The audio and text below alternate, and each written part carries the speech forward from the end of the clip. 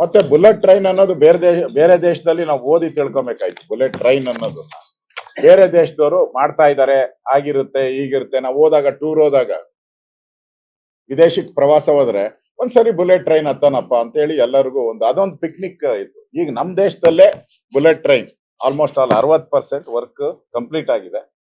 ಇನ್ನೊಂದು 40% ಆದ್ರೆ ನಮ್ ದೇಶದಲ್ಲೇ ಬುಲೆಟ್ ಟ್ರೈನ್ ಅನ್ನ ನೋಡುವಂತ ಒಂದು ಅಭಿವೃದ್ಧಿಯ ಸೂಚಕವನ್ನ ನಮ್ಮ ನರೇಂದ್ರ ಮೋದಿಯವರು ಇವತ್ತು ಕೊಟ್ಟಿದ್ದಾರೆ. ಮತ್ತೆ ವಿಶೇಷವಾಗಿ ಕೃಷಿಗೆ ಸಂಬಂಧಪಟ್ಟಂತೆ ಸಬ್ಸಿಡಿ ಮೊದಲು ಮನಮೋಹನ್ ಸಿಂಗ್ ಅವರಿದ್ದಾಗ 30,000 ಕೋಟಿ ಸಬ್ಸಿಡಿಯನ್ನ ಕೊಡ್ತಾ ಇದೆ. ರೈತರಿಗೆ ಸಹಾಯ ಆಗ್ಲಿ, ರೈತರ ಬೆಲೆಗಳಿಗೆ ಕೃಷಿ ಬೆಲೆಗೆ ಸರಿಯಾದಂತ ಅವಕಾಶ ಸಿಗ್ಬೇಕು ಅನ್ನೋದು ನರೇಂದ್ರ ಮೋದಿಯವರ ಬಯಕೆ. ಈಗ 1,27,000 ಕೋಟಿ ರೂಪಾಯಿ ಸಬ್ಸಿಡಿಯನ್ನ ಕೃಷಿಗೋಸ್ಕರ ನಮ್ಮಲ್ಲಿ ನಮ್ಮ ನರೇಂದ್ರ ಮೋದಿಯವರು ಕೊಡ್ತಾ ಇದ್ದಾರೆ. ಅದೇ ರೀತಿ ಹಿಂದೆ ಗ್ಯಾಸ್ ಸಂಪರ್ಕ ಮನಮೋಹನ್ ಸಿಂಗ್ ಇದ್ದಾಗ 14 ಕೋಟಿ ಕನೆಕ್ಷನ್ಸ್ ಇತ್ತು. ಈಗ ಅದು 31 ಕೋಟಿ ಆಗಿದೆ ಕನೆಕ್ಷನ್.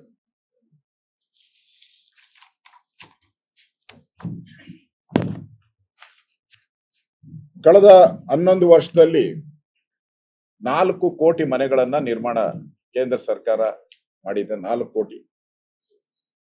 ಕಳೆದ 11 ವರ್ಷದಲ್ಲಿ 11 ಕೋಟಿ ಶೌಚಾಲಯನ್ನ ಮಾಡಿದಿರಿ. 27 ಕೋಟಿ ಜನ ಈ ಬಡತನ ರೇಖೆಗಿಂತ ಮೇಲೆ ಬಂದಿರ. ಇದು ನಾವೆಲ್ಲ ಹೇಳ್ತಾ ಇರೋದು, ವಿಶ್ವ ಬ್ಯಾಂಕ್ ಹೇಳಿದೆ ಭಾರತದಲ್ಲಿ 27 ಕೋಟಿ ಜನ ಬಡತನ ರೇಖೆಗಿಂತ ಮೇಲೆ ಬಂದಿದ್ದಾರೆ ಅಂತ ಹೇಳಿ. ಇನ್ನು ನಕ್ಸಲ್ ಚಟುವಟಿಕೆ ಮೊನ್ನೆನೂ ಕೂಡ ನಮ್ಮ ಹೋಮ್ ಮಿನಿಸ್ಟರ್ ಹೇಳಿದ್ದಾರೆ, ಝೀರೋ ಮಾಡ್ತೀರಿ ಇದನ್ನ ನಕ್ಸಲ್ ಚಟುವಟಿಕೆಯನ್ನ ನಮ್ಮ ದೇಶದಲ್ಲಿ ಝೀರೋ ಆಗುತ್ತೆ. ನೋಡ್ತಾ ಇದೀರಿ ನಾವು ಬೇರೆ ಬೇರೆ ಕಡೆ ಆದಾಗ ಅಟ್ಯಾಕ್ ಆಗಿ 10 ಜನ ಸತ್ರು, 20 ಜನ ಸತ್ರು ಸೈನಿಕರು ಅಂತ ಹೇಳಿ ಬರ್ತಾ ಇತ್ತು.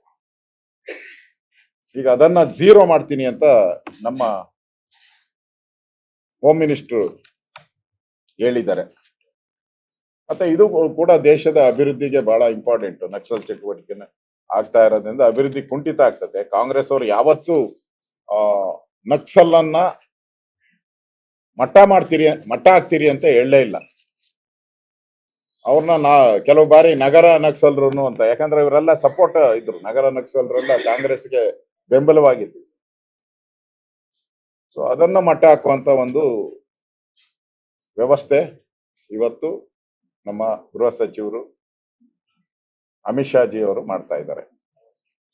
ಇನ್ನು ಡಿಫೆನ್ಸ್ ಇರ್ಬೋದು, ಡಿಫೆನ್ಸ್ ಅಲ್ಲೂ ಕೂಡ ನಾವೆಲ್ಲ ಇಂಪೋರ್ಟ್ ಮಾಡ್ಕಂತ ಇದ್ರಿ.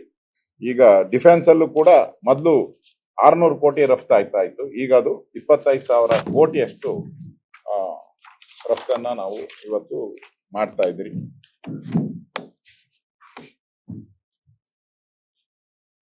ಜನಾಬ್ ರೈಲ್ವೆ ಸೇತುವೆ ವಿಶ್ವದ ಅತಿ ಎತ್ತರದ ರೈಲ್ವೆ ಸೇತುವೆ, ಆ ದಾಖಲೆಯನ್ನು ಕೂಡ ನಮ್ಮ ನರೇಂದ್ರ ಮೋದಿ ಅವರು ಮಾಡಿದ್ದಾರೆ.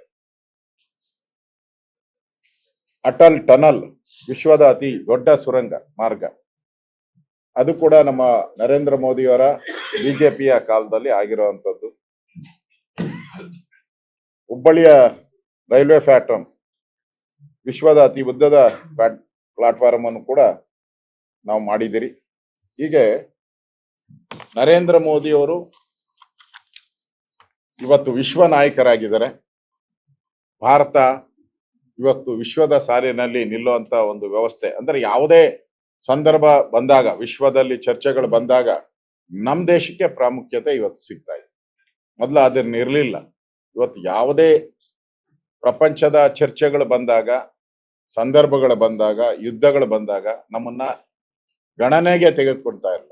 ಇವತ್ತು ಭಾರತ ಒಂದು ಸದೃಢ ದೇಶವಾಗಿ ಹೊರಹೊಮ್ಮಿದೆ. ಅದಕ್ಕೆ ಕಾರಣ ಅಂತ ಹೇಳಿದ್ರೆ ಬಿಜೆಪಿ ಸರ್ಕಾರ, 11 ವರ್ಷದ ನರೇಂದ್ರ ಮೋದಿಯವರ ಸರ್ಕಾರ.